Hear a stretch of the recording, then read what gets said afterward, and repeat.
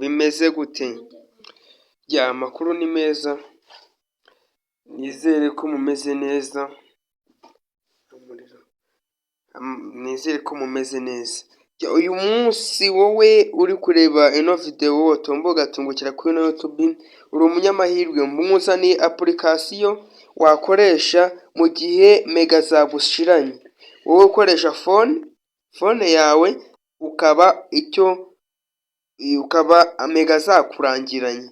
Mwuzaniye application ugiye kwifashisha maze ukabona ukayikoresha mega nta kibazo. Urabibona ko njyewe hano nta mega afiteho pe. Nazo ka tujye kuri YouTube turebe ko wenda byafunguka. Nta mega nazo. Wewe gusa ukurikirana ino video, icyo musaba ni uko ufite simukadi ya Airtel ukayishyira muri phone yawe, warangiza akaba ari ufunguraho data. Kadutegereje turebe. Urabona ko nta kigenda, ntago biri gufunguka. Nategereje ntako nagije ndebe ko byafunguka, wapi byanze. Birakomeza bigasecinga kubera ko nta mega afiteho pe.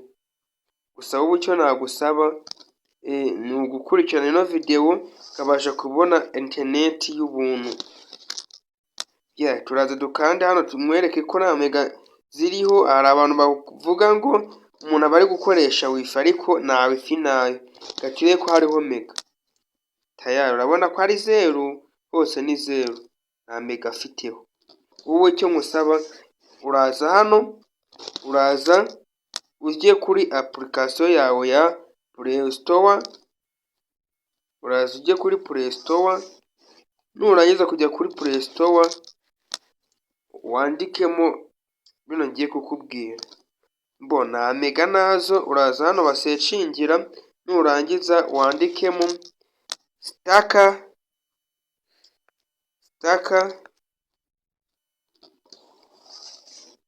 VPN. Staka VPN ziratandukanye. Nurangiza wowe urasecinga, ariko njyewe iyi application ndayifite, nyifitiyemo sanzwe nyifitemo kubera nta mega afiteho. Urabona nagukora nako, ariko kankumbereke nkoresheje iyi application na downloadinze kubera njye ifunguye. Ndabereka inzira nanyuzemo kugira ngo ifunguke ikore. Urabona ko tayari batubwiye ati something went wrong. Ntabwo bibashije gukunda kubera ari nta connection ufite. Urabona biranze, baravuze ngo try again, ugerageze. Kafungureho kamonegiteho iyi application yacu nibereke uko ikora. Njyewe irafunguye, ndaza nyifungure. Niyifungura ino mibare ya hano hasi yifungutse ihita itangira kubara. Aha hejuru hakikonegita akantu kameze nk'agafunguzo, murabibona. Urabona ko amamenyesha atangiye angeraho, urabibona amamenyesha atangiye angeraho. Urabona ko kari kubara kirukanka. Uyu ni umuvuduko wa internet rero ngiye gukoresha. Gasubire hahandi kuri hamwe na ndi gushakisha Staka VPN turebe ko noneho ko barayituzanira. Kakongera tugerageze turebe. Urabona bihise bifunguka. Ni hano ariko Staka ntabwo ariyo nari nkonegise. Katubyandikemo Staka VPN dusecinge turebe. Urabona ko iyi application irizewe. Staka ziba zigiye zitandukanye, cyangwa bakakubwira code bashyiramo ugasanga nizimeze neza, niziri gukora neza, ariko njyewe mwuzaniye iyi Staka. Uraza ukora hano hepfo handitse Staka VPN reload, uyikandeho. Nuyirangiza urahita ukanda handitse install. Iyo irestaye, urabibona. Dore ni iyi ngiyi ndi kukwerekamwo hano, niyo uri buze gukandaho. Kamyibereke neza uko ishusho ifite, maze ubashe kuba wakora. Urabona ko imeze gutya, urayibona imeze gutya. yo imeze gutya.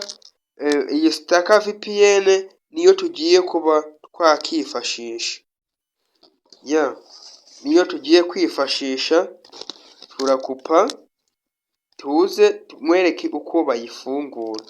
Urabona kamwereke no kuri YouTube byari byanze kandi twategereje, ariko kamwereke uko bimeze urebe uko birafunguka. Urabona abamenyesha bari kuyaduha tayari, urabona bihise bifunguka. Iyi irahagije, irihuta cyane. Urabona udafiteho amamega ahagije, bino bintu ntabwo byahita bifunguka gutya, ntabwo byafunguka.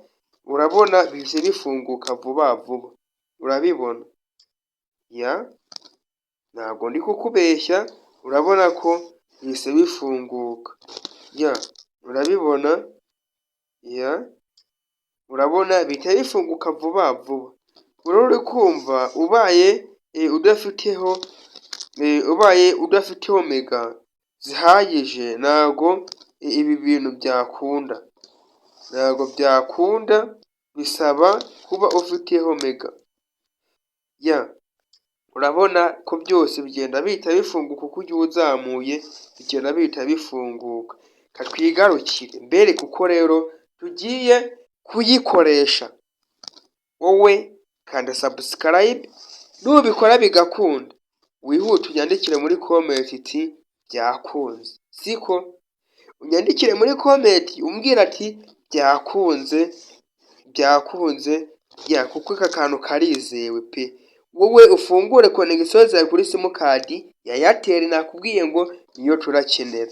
Wibuke gukanda subscribe, ukore no kunzogera kugira ngo ujye ubona video zacu umunsi ku wundi. Aka kantu nakubwenge, wowe uranshimira nyuma. Turaza tugakandeho.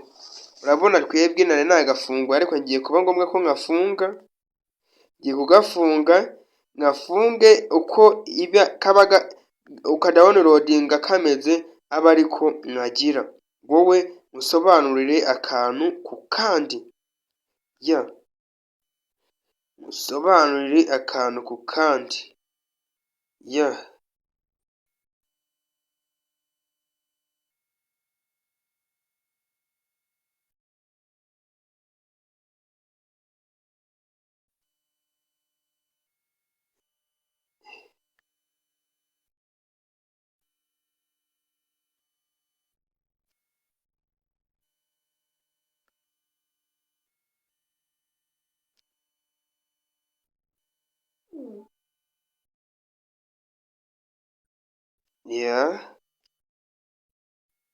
Mbashije kuba nakagira uko urasanga kameze. Katujye twakinjiraho.